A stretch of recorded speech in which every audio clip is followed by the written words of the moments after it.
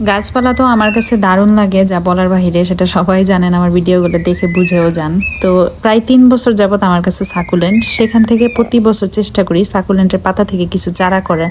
তো এই বছরও ব্যতিক্রম কিছু না, অক্টোবর মাসের দিকে আমি পাতাগুলো বসাই, আর সেগুলো থেকে মাশাল্লাহ প্রত্যেকটা থেকে পাতা বের হয়।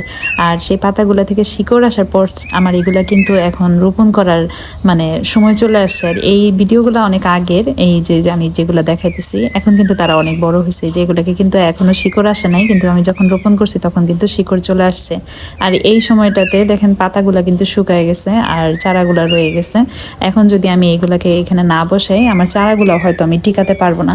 তো আমি কিছু নতুন করে সাকুলেন্টের মিডিয়া করি, এই মিডিয়ার ভিডিওটা অন্য আরেকটা ভিডিওতে দেওয়া আছে, সেটা আপনারা দেখে নেবেন যে সাকুলেন্টের মিডিয়াটা আমি কিভাবে তৈরি করছি।